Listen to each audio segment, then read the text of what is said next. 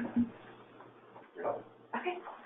Good morning, everyone, and we're so glad you could join us for today's how-to webinar. I'm here today with our distinguished panel, my colleagues, and some experts from the industry. And today we're talking about how to work with receptive tour operators and all about international travel trade.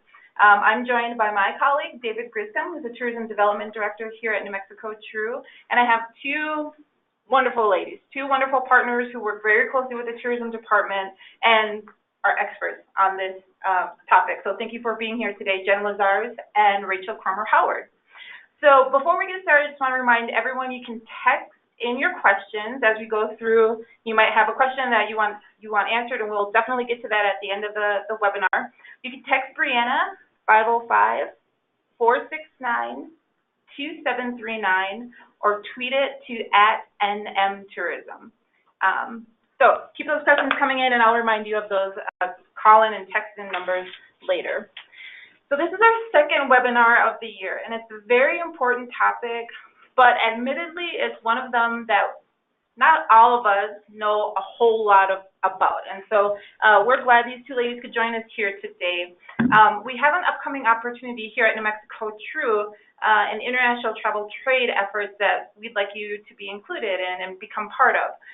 And it's the IPW, and it was formerly called International Powwow, and now it's just IPW. It's held every year, and I think it's going on over 30 years, the Travel Trade Show. This year it'll be May 19th through the 23rd in Denver. New Mexico TRU is going to have a booth there. We will be there with a few of our industry partners joining us right at the booth, and then Gallup, IANTA, Las Cruces, a lot of our industry partners are going to be there with their own booths, but we'll all be in the same aisle and branded under the New Mexico banner. So we have this opportunity. Partners are going there, and for the first time ever, New Mexico TRU will be incorporating trip conversion promotion via some itineraries that we'll be building out, and in the way of receptive tour operator efforts. But why and what does that mean? And that's why I have these two ladies here. My colleague is joining me, who's helping building out these efforts behind the scenes to shed light on this big topic of international travel trade. So first of all, why is this so important? Well, here's some statistics from 2016. Visitation in 2016 domestically, 34.4 million visitors domestically. Internationally, 648,000 visitors. That's about 2%. But look at the spend. Domestically, $5.8 billion from our in-country visitors. International visitors, $561 million. That's 9% of the overall spend. So that means the international visitors spend 5 times more on average per trip here in the U.S. And international markets, close by, we want to think Canada. Well, that was down 8% in 2016. Mexico was up 0.5% in 2016. Overseas was up 5% in 2016. And IPW is one of the biggest venues here in the country that you can connect with these international and domestic buyers. It's the largest generator of travel trade to the U.S. 1,000 travel organizations from across the country, including New Mexico, IANTA, Gallup, and all of your great industry partners. 1,300 international and domestic buyers. $4.7 billion in travel trade future trips to the U.S. is generated each year at IPW. We need to have a presence, and we want to include you. So we're going to get going with our questions here, but remember to text in your questions, 505-469-2739, or tweet them to @NMTourism. So let's go with some background. Ladies, can you take turns? We'll start with Rachel. Tell us your background about your organization and why you attend IPW. Sure. So my name is Rachel Cromer-Howard, and I am with the American Indian Alaska Native Tourism Association. So IANTA for short. I know we keep calling it IANTA. That's what it stands for. We're a national nonprofit organization that works with tribes and Native-owned businesses across the entire country. We work on behalf of and with any tribal organization and tribal business that is involved in tourism. And so we work with those tribes and Native-owned businesses to get into the tourism industry, develop their tourism programs, and basically develop that Indian country tourism industry. We have been going to IPW, I believe, I might get it wrong, but I believe for 7 years as an organization, I have been to 4 IPWs. This year in Denver will be my 5th IPW, and so we go to IPW to represent all of Native America, all of Indian country across the entire nation. We go with our partner, the Bureau of Indian Affairs, and we go with some other federal partners in a similar way that you guys, represent New Mexico kind of in a section. We represent Indian country and Native America with other federal partners like the National Park Service, the Forest Service, kind of those national groups. And so we go to educate the world on Native America and what is available in the tourism industry in Indian country. Very nice. And we'll get to that later, but I know that Indian country and national parks are a huge draw to this international market. So we'll get to the details later. And Jen, can you give us your background? Sure. My name is Jennifer Lazars. I am the Tourism and Marketing Manager for the City of Gallup, New Mexico. I have been with the City of Gallup for 2.5 years and in this department for 1.5 years. Why we choose to attend IPW is a strategy with our location. We are located on Historic Route 66. We are on I-40. We're 30 miles outside the Arizona border. And so what we've started to see is that we've been a pass-through for a very long period of time for many international groups and domestic. And part of the strategy of my department is to retain instead of pass through with regards to that. So this will be Gallup's 2nd year at IPW. Last year we shared a giant booth with Santa Fe, Spaceport, Las Cruces, the Hispanio Chamber, and am I forgetting anybody? And Albuquerque. And so it was a really enriching endeavor to work together with those partners, and we're really looking forward to seeing everybody again this year in a larger effort in the branded New Mexico row, if you will. But what we found last year with IPW was it was essential to create awareness for us. Okay, great.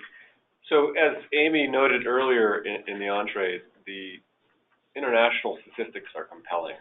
Only 2% of our total visitorship in New Mexico is international, but 9% spend, and that's a huge percentage. As a tourism department, we recognize this as an opportunity. We want to explore this opportunity, and we want to see how best we can partner with those entities that also work in the international world. What does international tourism mean to your organization, and how do you approach it? What strategies do you use? Sure. Either one. So, Either one.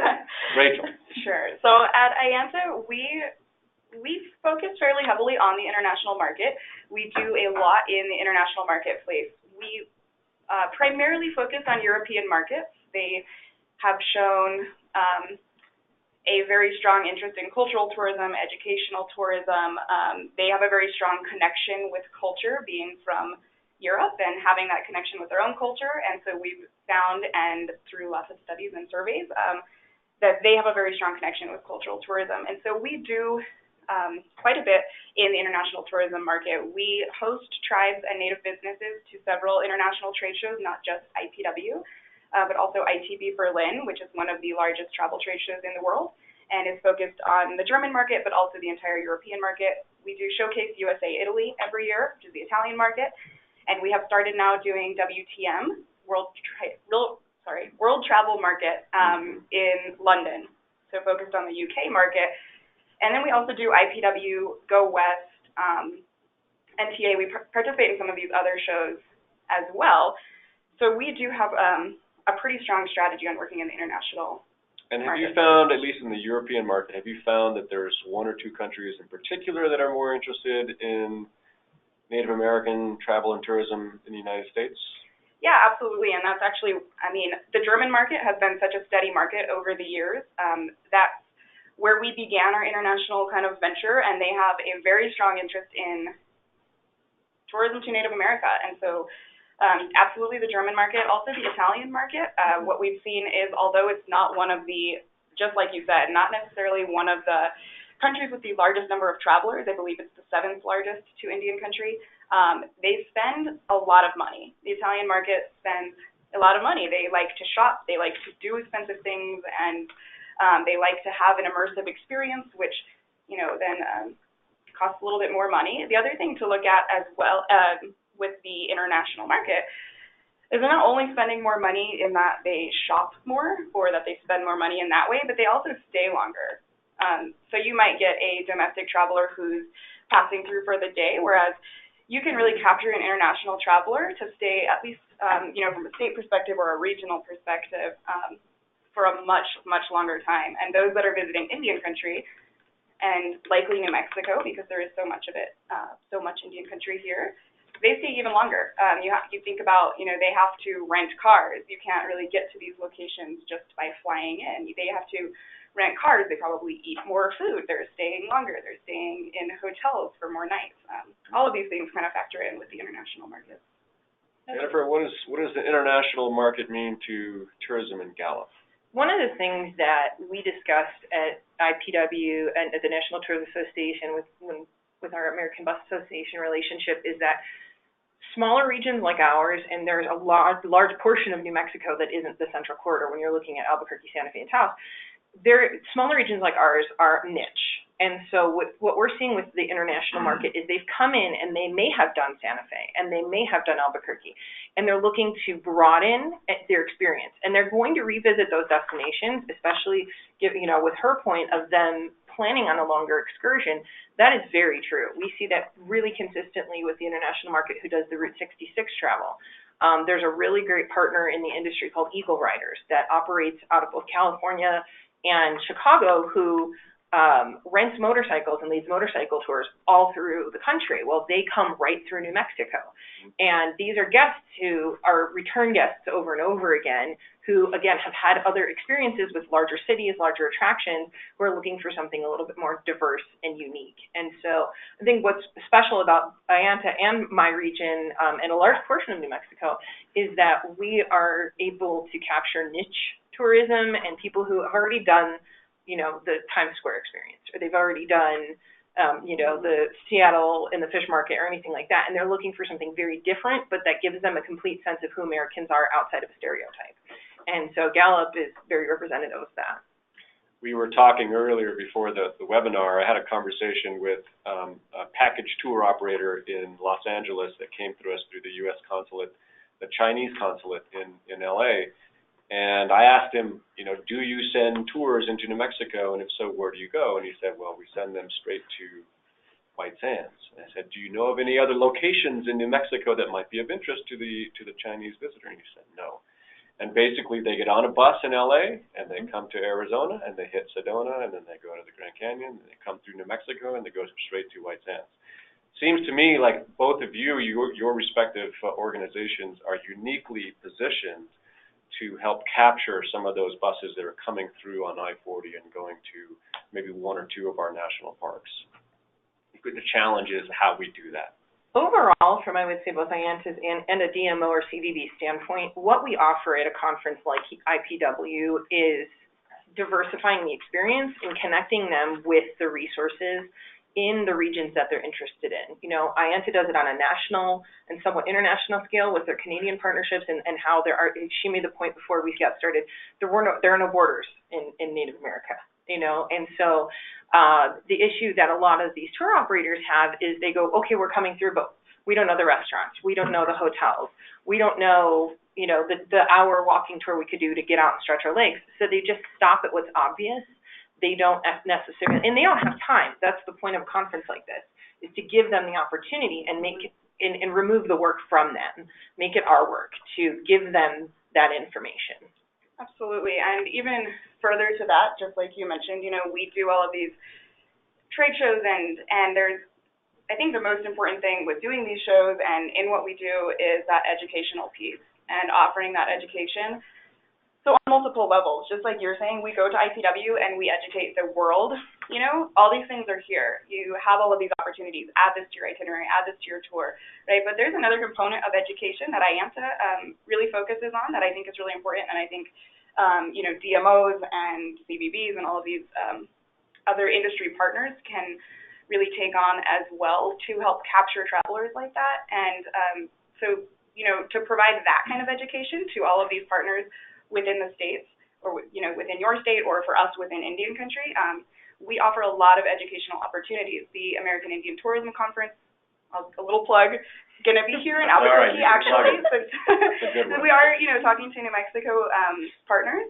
It's gonna be here in Albuquerque, actually at Isleta, in September. And then we also offer another training called Go International each year, also in Albuquerque. That's a 2-day training on just what we're talking about, the international market, and how to market internationally. And I think another really important component for exactly what you're talking about is educating on those kinds of partnerships. And so that's a major thing that we always try to get across in our educational opportunities is, partner with everyone around you.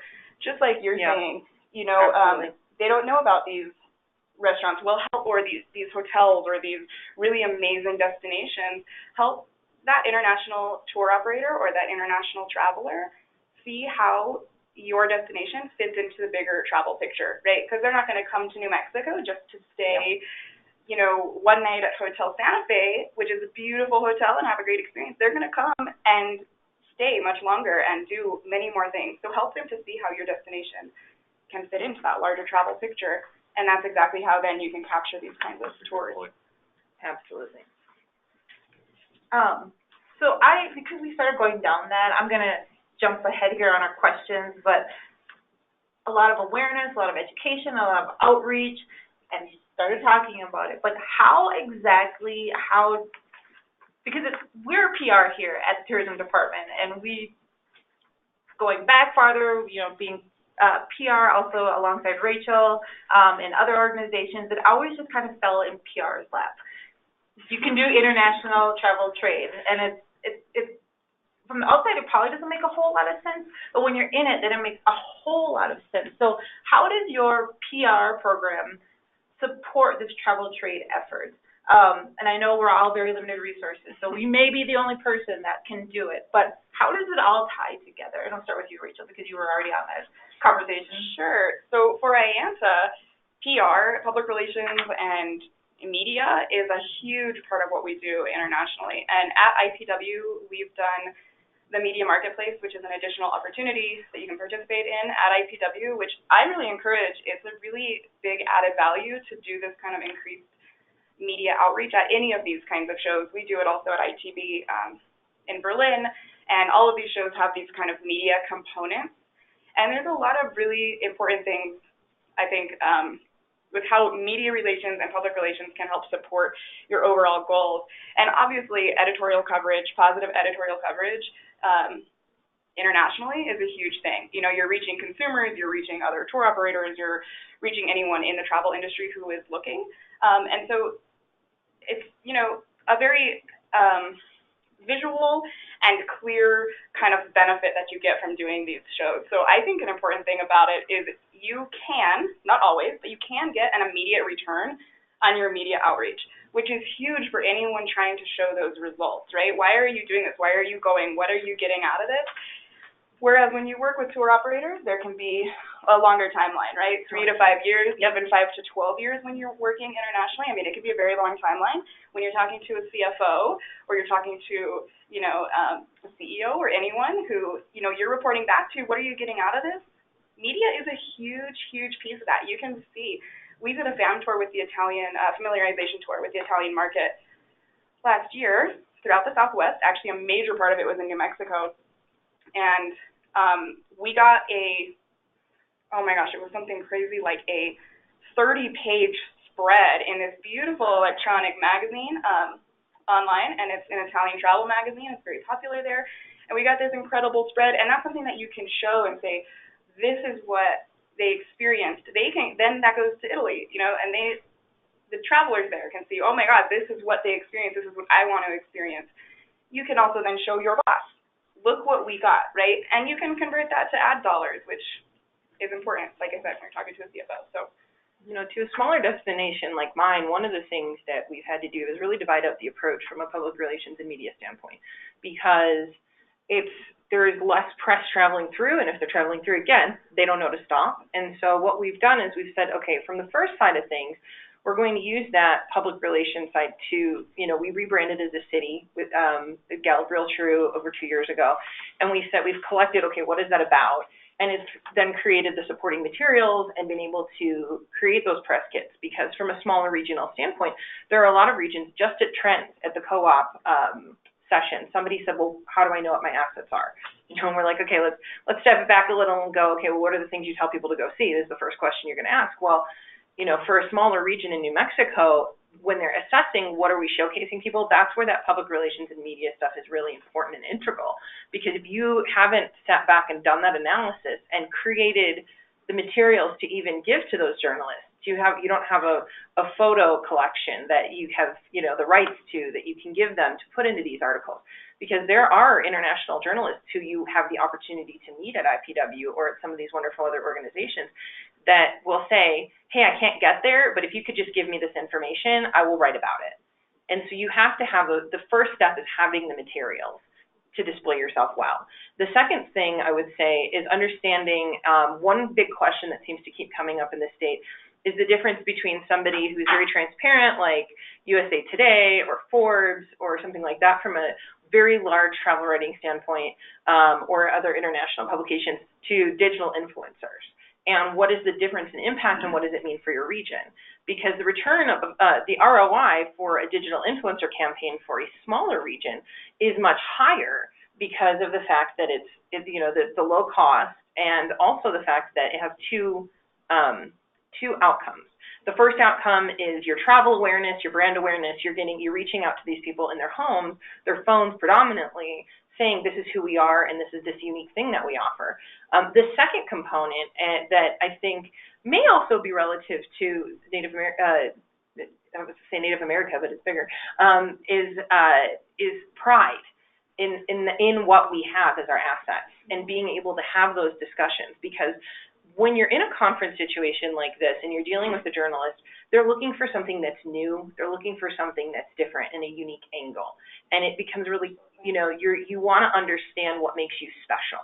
And so that constant relationship between public relations and you know, all of these destinations does two, like I said, it's got the two outcomes. There's the awareness campaign, but then from especially a small destination standpoint, it's the value from, you know, I turn around and I spread that regionally, so I'm re-educating those regions, because that's part of IANTA as well, is they're having to educate tribes on how to market themselves, you know, and how to be a strong partner at these conferences. And so small destinations, same thing. We're constantly clawing ahead to go, okay, how do we present ourselves and then have that same experience back home?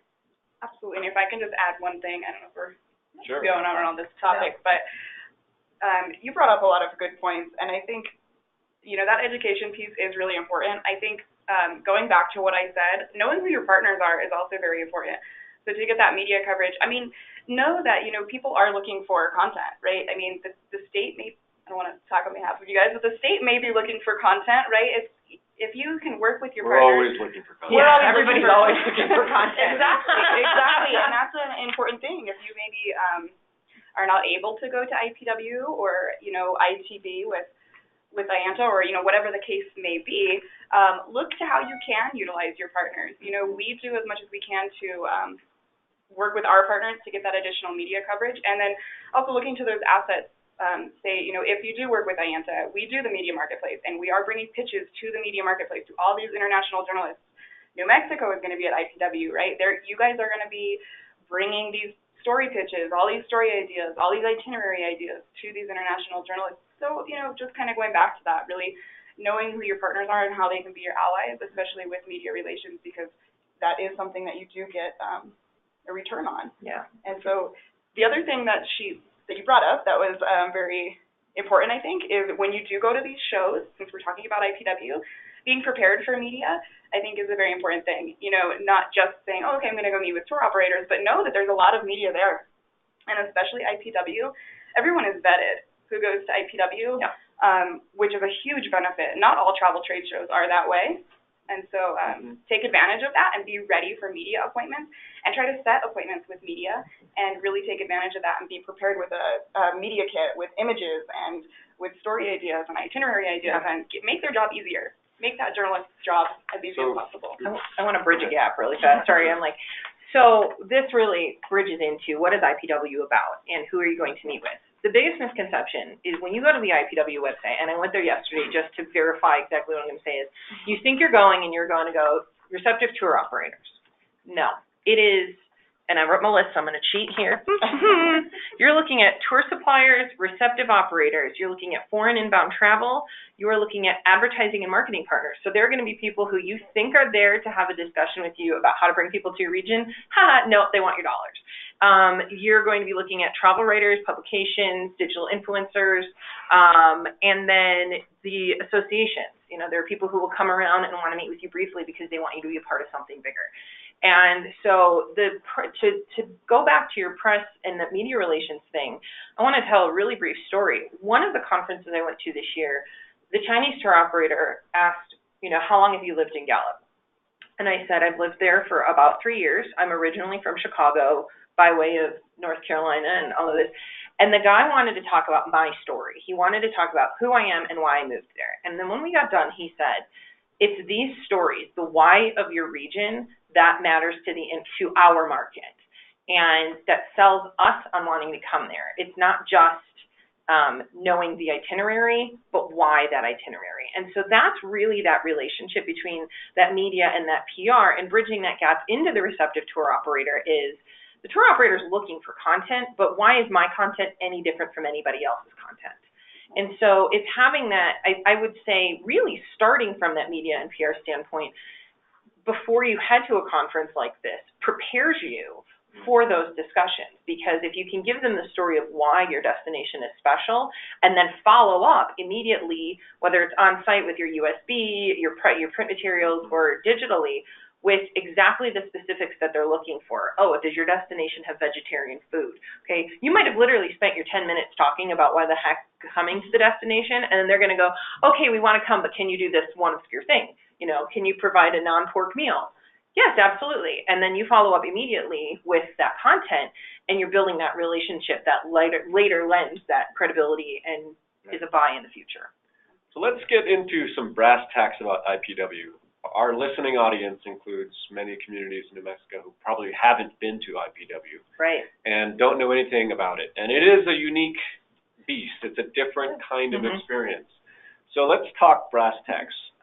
What is the experience? What can communities expect? You started talking about some of the collateral materials and some of the media emphasis and whatnot, but what's a typical day at IPW?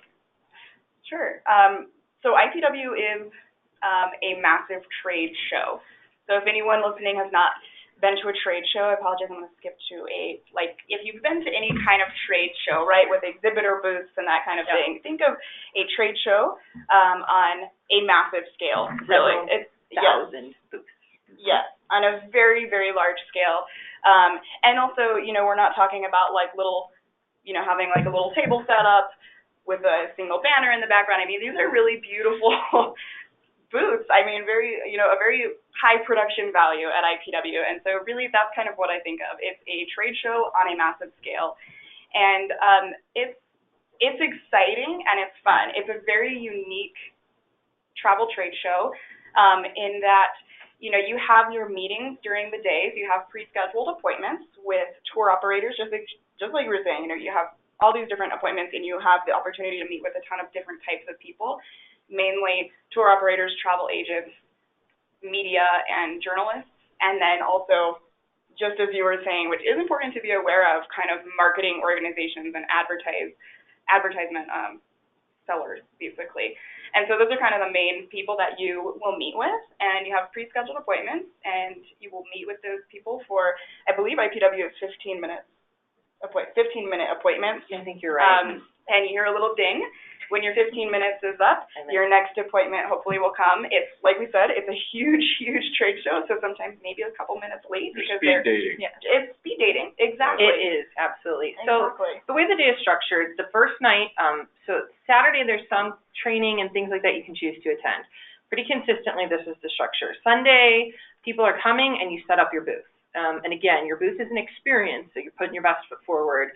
You know, last year we had the laugh as the group. It was the discussion of how padded is the carpeting. Because you would be surprised how many of these tour operators are just so happy to walk into a padded booth for 15 minutes. Like, it's kind of that ridiculous. So Sunday night is a big opening event. The destination of wherever this is being held puts its best foot forward and puts on a big spectacle with a big bunch of partners. It's a great networking opportunity. It's good, especially to bundle up with your peers in the region and your other tourism partners that you know of, to go to these things so that you're meeting, you're all meeting people. Then it starts the several days of crazy, where breakfast is on your own.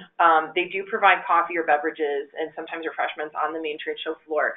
But then you are powering through these 10 to 15 or their 15-minute appointments for several days straight. And there is a lunch break. It's about an hour and a half to 2 hours where, again, there's sponsors, there's big showcases. Usually Broadway in New York is out at this, a couple other things. They have a lunch. The lunch is an opportunity to sit down with people who are potentially operators you don't have meetings with, or it's a time to regroup because, again, you're powering through for 4 hours at a time in 15-minute increments. And so a lot of times what you'll see is people will go run, have lunch, run back out.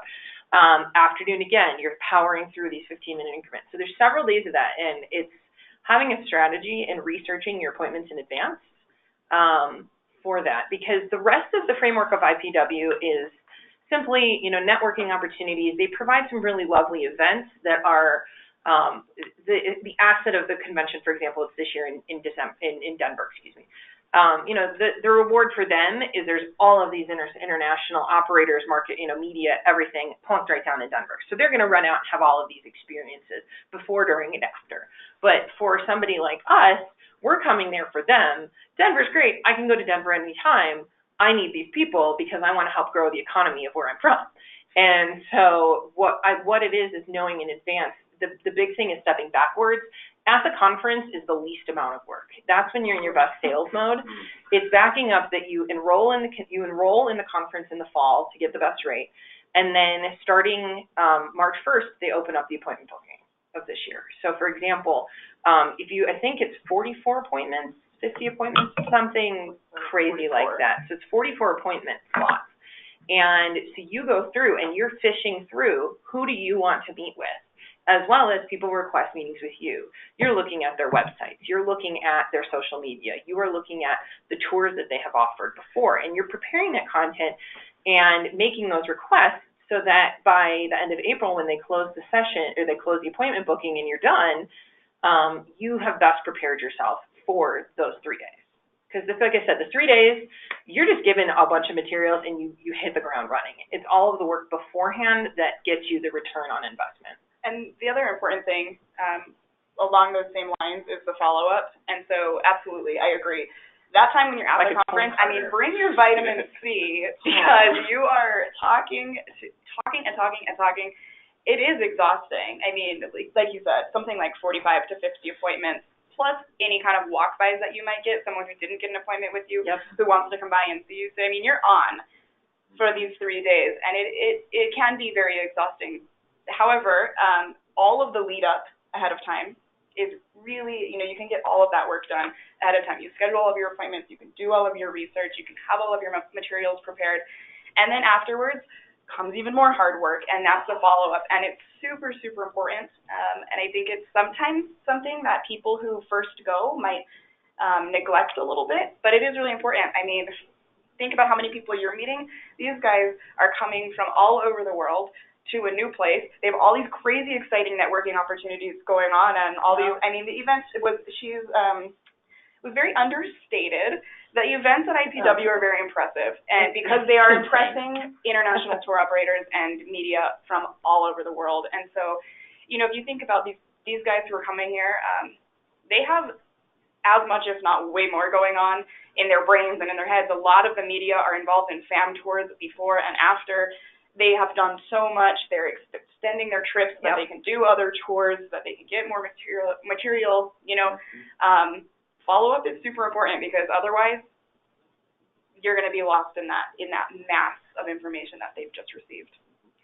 I wanted to ask, I know sometimes, this is such a huge trade show, it is humongous, that I think it has its own publication, daily publication, IPW Daily. So each morning, thousands and thousands of people are walking in and they pick up their They're, Oh, they stick it under your hotel room door. Okay. If you get the IPW app, they send it to you. They Yeah. send it to your email. and there's that publication. Is there an opportunity there also to send a press release or communicate with IPW, U.S. Travel Association, so that you can even have maybe a feature in that publication as buyers are going through, they'll say, hey, I might want to stop by this booth.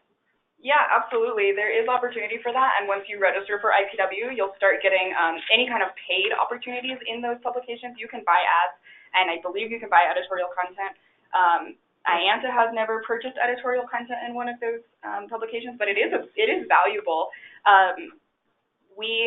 You'll start getting those opportunities once you register and start getting the emails from USTA and from the IPW team.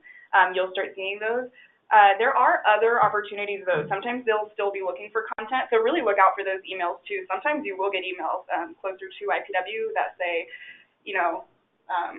space available, or maybe even with some of your partners, say a state buys a certain amount of space, you as a partner with that state might have the opportunity to get some content in, kind of look for those opportunities.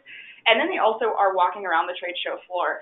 And so IANTA is really, I think we're really good about finding those guys, really showing them what's unique.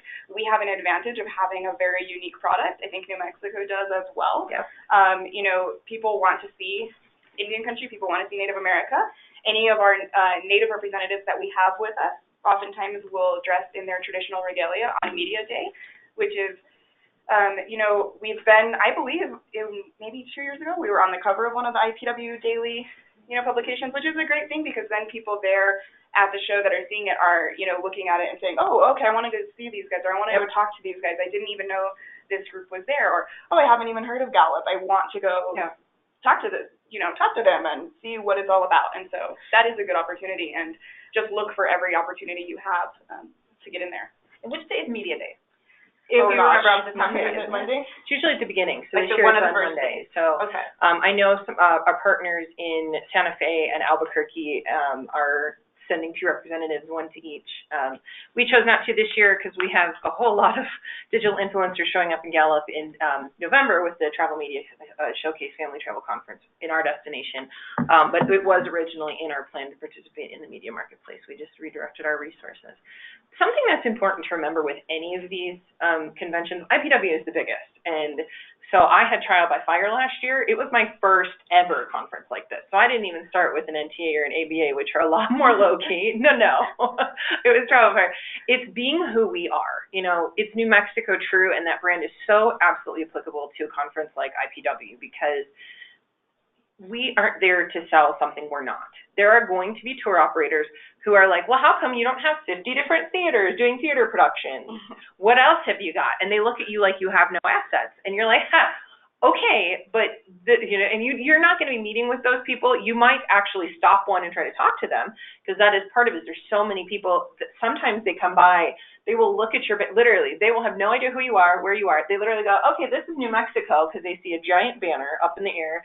And then they go down the road and they go, that's a cool picture, tell me about that. And you have a sales pitching opportunity. Mm-hmm. And so it's really about who you are and being genuine to that. New Mexico last year represented really well. It was lots of cowboy boots, lots of turquoise. As she said, it's the traditional regalia. Melvin from Acoma always has the most stunning jewelry on and the most beautiful vest. You just take one look at Melvin and you go, New Mexico, and that's what makes it unique. And it's that the sales and all of that is much easier if you remember just to be who you are and be prepared. It's coming with good shoes to walk and lots of business cards. Lots of business cards. So that leads into this question. And before I go on, remember to text your questions into Brianna at 505-469-2739 or tweet them at NM Tourism. And we will make sure we set aside some time at the end for those. But in your experience, ladies, at IPW, ITB, NTA, wherever, we recognize we need to have a presence there. We want to have a presence there. But what is your interest in New Mexico? What have you gauged so far? And has there been moments where you're sitting there, gosh, I wish New Mexico had a booth here because we could talk so much more about all these unique things that we have to offer in our state. This is a huge state, the fifth largest state in the country. We have a lot of great things to offer here, like you said, just being ourselves. What is the interest out there? How can we capture and capitalize on that? Sure. So I have a different perspective than you're going to have coming from a national organization. And we also do, like I mentioned, a lot of shows overseas.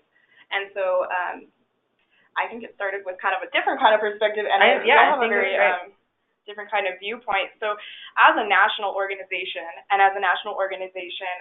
representing Native America, we see huge interest in New Mexico.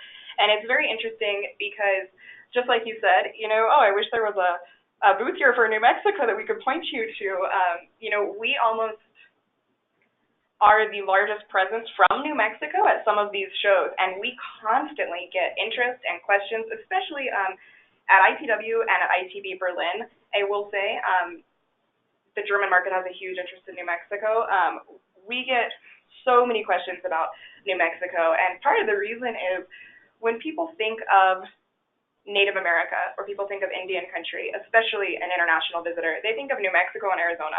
I mean, from what we've seen, and that's why we're there to educate. There are 567 tribes across the United States. There's, vast opportunities to see Native culture in the entire country. However, I will say, people do think of New Mexico as Indian country and as Native America and as having those kind of authentic cultural experiences. People do have that view of New Mexico, and which is a very good thing, and the international market is very interested in those kinds of experiences. So we see a ton of interest. The other thing that I want to point out is that someone like IANTA and potentially other organizations as well, like I said, we host tribes and Native businesses with us at these shows. We've actually had Acoma with us at our booth before at IPW as well, and so we do host tribes and Native businesses to help them in this international market and kind of give them that platform. And so any Native businesses or tribal businesses or organizations in New Mexico, it's just another opportunity as well, looking at other organizations like IANTA, and even for New Mexico. That's just expanded exposure at these shows. An interesting thing about Indian country being represented at these shows is that sometimes people are looking for those, tour operators or media are looking for those kinds of things specifically. Well, where can I find Native culture? And so having a New Mexico representative with us even at ITB would be hugely beneficial. I was born and raised in New Mexico, so I love to talk up New Mexico. So, but having a representative from a New Mexico tribe or a New Mexico Native business would be a huge asset at any of these shows for us, because we do have that really strong interest in the region and in the state. So in the end, why we all do this is economic driver. We want all of our communities to grow and not recirculate the same money.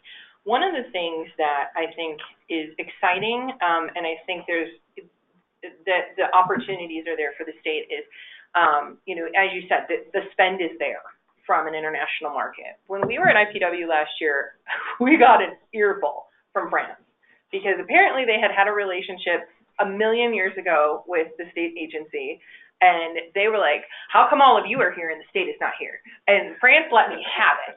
And it was like Visit France that was letting me have it. And it ended up being wonderful because one of their partner agencies is actually sending somebody to ceremonial this year in Gallup. And that relation, again, that's where being a salesperson in our industry is important, is being able to convert that negative into a positive. But where there is such an opportunity for the state is particularly, and it actually really relates to her organization in a different way, all of the parts of the state that don't have the assets themselves, to have that visual presence there. Because at these conventions, that booth is so striking. We are so different from everyone else. And that in itself is going to help sell things. But also it presents an opportunity for growth on a larger scale. Again, we heard it last year. And the other thing you'll see too, and we've seen it at multiple conferences now with more of the domestic operators even, and my employee who shares my office with me is tired of hearing me yell at my computer, is how come Arizona, Colorado, Utah, Nevada, Texas, I yell at my computer, because all of these profiles for all of these conventions list where the operators travel, and there's a big old hole. They go like this, or they'll pass right through us. And so I think that that conversion of just awareness of simply you guys being there is going to be really important moving forward in helping that market share grow. We want to make sure we leave time for questions, but I have one more pointed question. We talked briefly about receptives and package tour operators. What is a receptive? How can we best partner with them? How do you guys partner with them? So a receptive tour operator is an on-the-ground operator for our purposes in the U.S. who creates packages, markets, and sells tours to the international travel trade. Yep. So there are other levels to it. Then, you have that receptive tour operator, then the tour operator, travel agent, and then the traveler. And so kind of in that line, that's kind of how things happen and get to the traveler. I'm gonna smile and show you. There's my chart. You just described my chart. Picture yesterday explaining the exact same thing. We didn't even work together. No, we're not today. Yeah, and so that's, in its most basic sense, what a receptive operator is.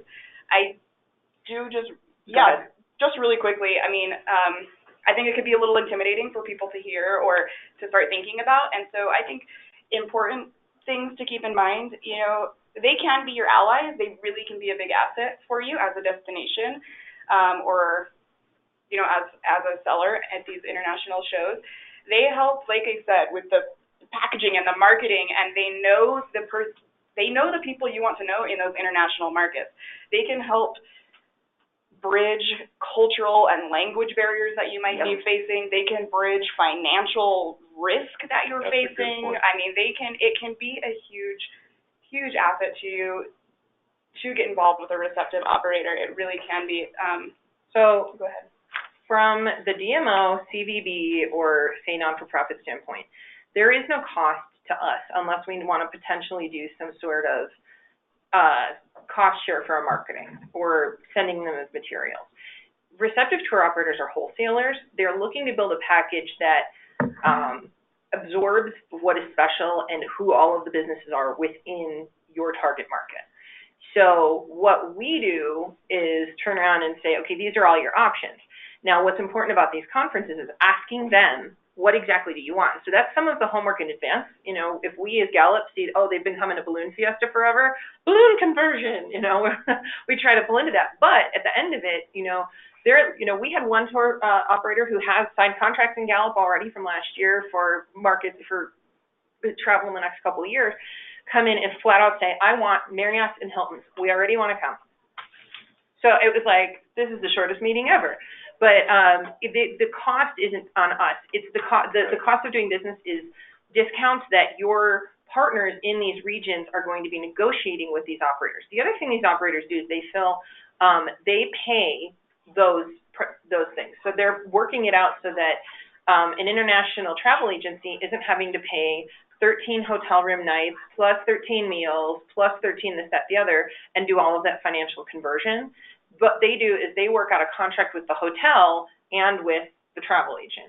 So me as the DMO, I'm going, here's the hotel, and they're working out that contract. So it seems intimidating to sit down with these individuals who are salespeople. They're turning around and selling products on an international scale. So it's salesperson meets salesperson. It's a great, boxing ring match kind of thing in terms of intensity. But what's really there is what's positive is she said, you're actually really there to help each other. And they're looking for specifics. They're looking to build those contracts with partners in your regions so that they can streamline travel for the international market. Great. Yeah, and just if I can just further to the cost point, yes, as a DMO or as a nonprofit organization, we're not seeing that cost. I can see, if you're doing direct business and making those negotiations, it can seem a little intimidating. It can seem like there's a cost. Really, it's just a different rate, and for all of these reasons that we've said, everyone in that chain has to make money. Yep. And so if you're charging $100 for the experience, you might charge that receptive operator $70. That receptive operator charges that tour operator $80. Then the travel agent will pay $90. Then the actual traveler pays $100, and so it's still paying that same amount. everyone in that chain has to make money, but you're getting all of these benefits that we just went over. And so, I mean, and then the other benefit that you're going to see is more travelers. Yep. So when you are figuring out that tiered pricing, make sure you look at, you know, what is the minimum number of travelers that I need to make my money back, and then beyond that, you're making money, even at that tiered rate. And so ultimately, it's not necessarily a cost, because that receptive operator, ideally, will bring in a whole lot more travelers than you would get just on your own. I want to add something really quickly. So who's assessing cost? Restaurants, hotels, attractions, experiences, tours, sightseeing, theaters, any experiences that have a ticketed rate. They are looking for that as well, because again, they're trying to build itineraries and packages. So it's not just eat and sleep, it's the full attraction and where are the costs associated with that. Shall we go to our Yeah, listeners? So this is how you can participate. Along the lines of a receptive tour operator, which admittedly is very hard to, one, define. That's why we have these ladies here. But New Mexico True is going to be offering this receptive tour operator experience at IPW. So we're going to be building out some itineraries. And via this itinerary packaging, there will be 4 to 5. One along Route 66, native culture, culinary treasures, national and state parks, and we're also open to itinerary suggestions from you, from our industry partners, and from everyone who has an interest in tourism in this state. What are the best ways international visitors can visit New Mexico on a 4 to 7, maybe 10-day trip? Let us know what your thoughts are. When we have those regions and those itinerary titles built out, we're going to announce them in Tourism Talk, and it should be as early as next Tourism Talk. Keep an eye out. Here are the itineraries. In that region, if you have an interest in either that region or that topic, email us and let us know that you'd like your destination, your organization, to be included on this itinerary. We will in turn go to IPW with these itineraries, and exactly as these ladies said, we're going to meet with international and domestic buyers, travel writers, and say, this is the best of New Mexico.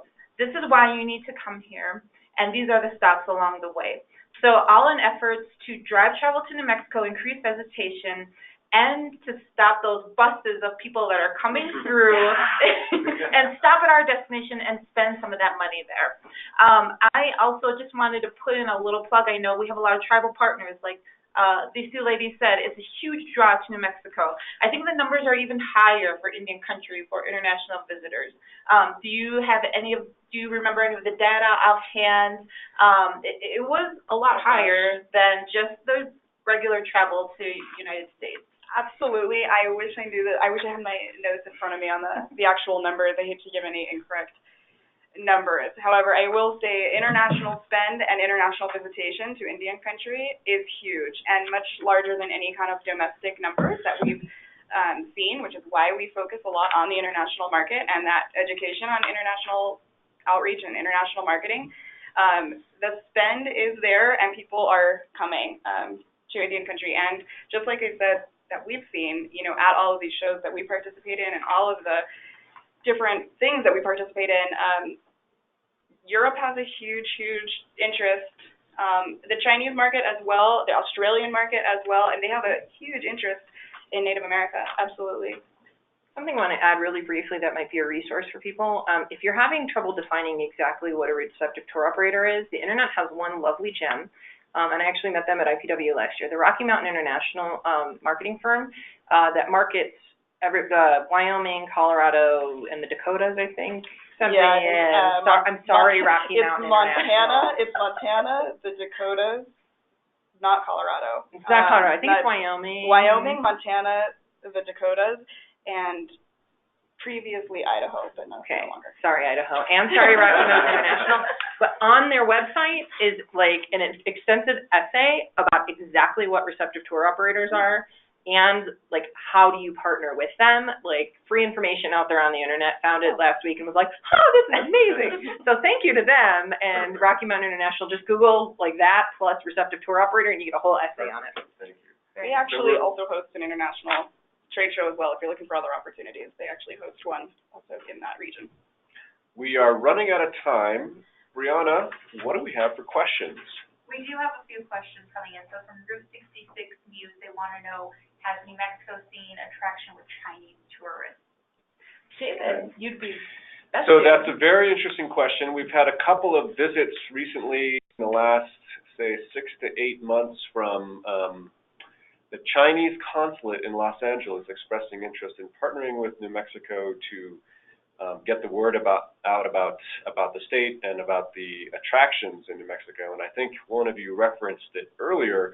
There's a tremendous interest from the Chinese tourist to learn more about New Mexico. Unfortunately, they don't know much about New Mexico, as we noted. They're just coming to White Sands, or they're going to Carlsbad Caverns, or some of the larger national parks, but they're not aware of some of the other assets that we have. So that's partly why we're doing this kind of webinar and why we're exploring how best to open up that market, because we recognize that the Chinese market is a potential for us.